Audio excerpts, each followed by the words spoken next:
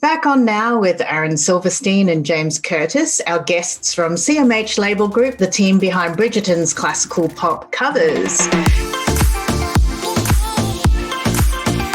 It's time for industry truths. Dun, dun, dun. All right, so first question is, do you watch the shows that you place music into? Yes, I do. I don't get a chance to watch everything as thoroughly as I would like. I still need to pick up some of Bridgerton. But I definitely do. Yeah, that's a yes, Aron. Yeah. Yeah. Agreed. We try to watch as much as we can, especially of course if we're part of it, but also not, and know what's going on in the world and know what else other people are making. Just understand there's so much now though. There's a lot to watch. So much television, there's so much content. It's almost impossible to keep up, and especially if you have to do it for your job too. Some days at the end of the day, you're like, I don't want to watch television. I don't want to watch anything right now. I find myself lately wanting to watch things that have nothing to do with our current cultural climate.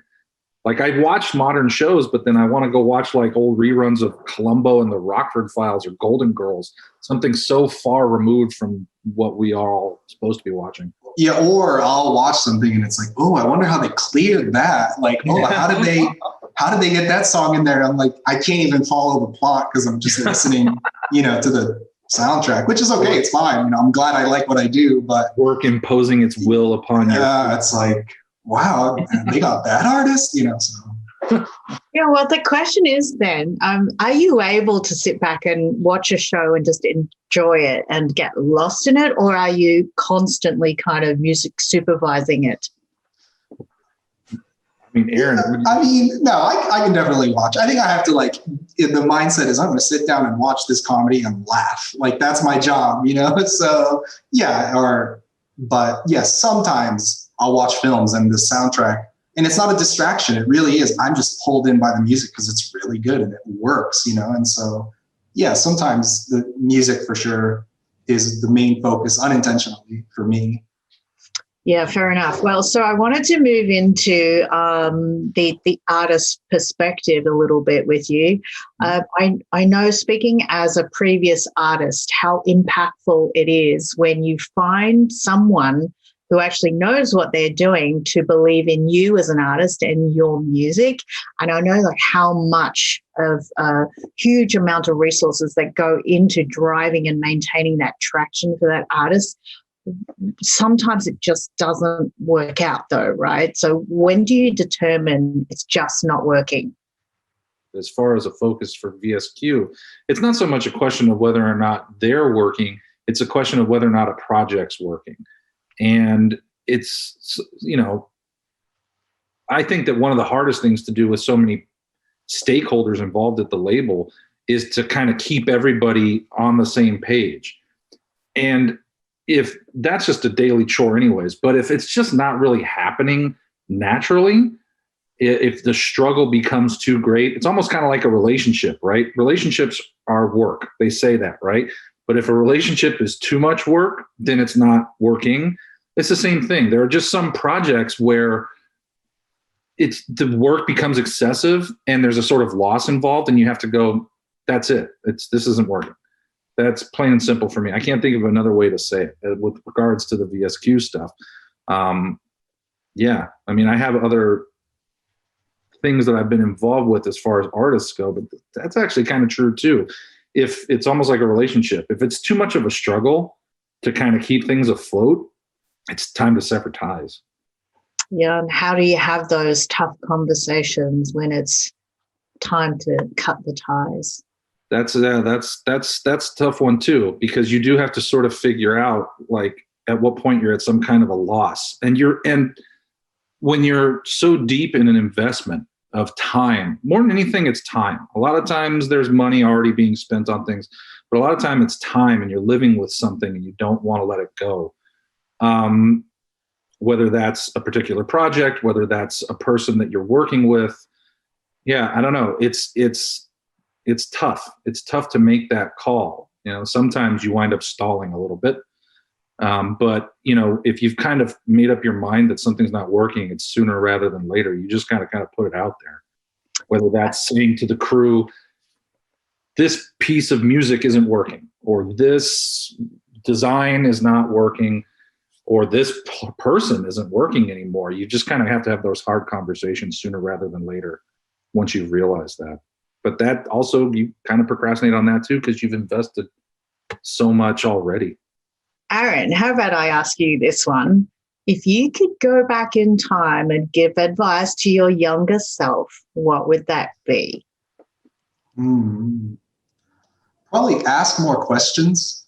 You're in a meeting and people use abbreviations and these terms and that term, and you're like, and you leave the meeting and you have no idea what was covered. And it's like, just, you don't have to interrupt the whole meeting, but pull somebody aside later. Maybe, hey, look, there are these like 6 terms that people kept repeating. I don't know what these abbreviations are, and it's totally okay not to know, it's totally fine. And I'm saying it because I didn't necessarily always do it, right? I'm saying it because I didn't totally listen to that advice, but I got to a certain point as I worked in the world. Oh, sorry. Hello, puppy. I got to a certain point where I wasn't afraid to ask questions, and that just made my job easier, so now when you hit that comfort level where you don't have to pretend to know, I think that's a really good place to be. So I would say get there as soon as possible, Yeah, I've reached that point. Like the older you get, the faster that you get there, you don't really care. James, what about you? Yeah, that's a good one. The sort of a synonym for that would be assuming you don't know anything. One of the classic music industry, entertainment industries is that nobody knows anything. And so you should treat everything like a learning experience, whether that's asking questions, whether sometimes it's just sitting back and listening. You know what I mean? Like nobody has the answers all the time. You have to fake it a little bit because decisions have to be made. Somebody has to finally say go, but even that's not really an answer. It's all kind of a guessing game. Everything in our industry is a roll of the dice. You don't know what's going to hit and you don't know what's going to fail. You have to sort of give everything the same equal amount of attention, because once you've done something, it's not about you. It's about the audience. You can't control how people are going to respond to whatever. So asking questions, but also just assume nobody has the answers either. Like assume you don't have the answers. It's all kind of a gas. Have a little fun with it and learn from it. Yeah, I love it. What's the expression? Dare to be dumb? Yeah. Yes. Yeah. That sounds about right. Yeah. I'm feeling very daring right now. What are some tips that you could share with anyone who wants to pitch their music to secure a placement? Do your homework. Know who you're pitching to. Know what their previous shows and placements look like. Find where your music or similar types of music is already getting placed. And be humble, but do your homework and be confident and know what you do well, right? But also don't force it. Like we said, read the brief or try to find people who are working on a project if you're not getting briefs, right? Say, hey, I saw this previous show you worked on. I think these tracks would be a good fit for your upcoming project. I would love it if you could give me some feedback. That's it. Keep it short, simple. People are getting music submissions all the time. So make sure you do the homework for them, right? Know what they're in pre-production and what they're already working on. And try to get ahead of the curve. Check IMDb. Look at things that allow you to kind of understand the landscape and try to find the right lane, and know yourself. What are your strengths? Where does your music resonate? What genre, what style? Is it female vocals, male vocals? Is it instrumental, right? Like know where you fit in, and do that confidently instead of worrying about trying to fit into every single brief, right? Just make sure you're doing what you're doing, do it well, and then opportunities will come along. Great tip. James? Yeah, I couldn't have said it better myself. The one thing I would say is in this day and age, with everything being technologically driven, to Aron's point, make sure that your music when it's available for someone to preview on some kind of system is tagged accordingly. You know, that's gets a little forgotten sometimes. Maybe some people might actually overemphasize that. So that might be preaching to the choir with some people in sync. But knowing what it is about your catalog that you're offering, which in our catalog is pretty extensive. So there's a lot of different tags that can be affixed to any master. But knowing, like Aron said, the practical things, your genre, what is it that leads it? What are the principal instrumentation? Make sure all those tags are in there. Your genre tags, your mood tags. That, because that's also a key thing too. A lot of times these people are going in and looking for those things, and they're not going to be waiting for you to pitch to them so much as they're going to look at how everything's tagged, and that's pitching it for them. And for those artists out there who may have gotten an invitation to come and meet with a label, what should they never do? Don't be late. Don't assume anything. Keep the vibe kind of pleasant and open. Going back to the things that Aron and I were saying about knowing, you know, things that we've learned. Again, asking questions, be a little bit loose, don't assume anything. You know what I mean? Hopefully, if they really want you, you won't have to oversell yourself.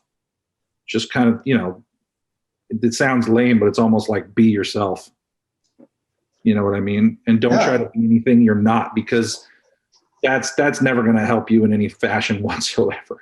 Or because you get caught on who you're not later eventually. Yeah, exactly. If it does work, you got to pretend for the rest of your career, right? Yeah. It's like you got lies on top of lies. Yeah, exactly. Like if you know your material and where you're strong, you know, where your strengths are, then it'll be a good fit or it won't. And it's okay if it's not, you know? Yeah. And be your authentic self. And if your authentic self is some crazy show tune driven electronic carnival-esque madness, and that's your authentic self, cool, you know, be that. If you're really a little bit more mellow singer, songwriter, much more reserved, be the, you know, whatever that authentic self is, that's a key thing.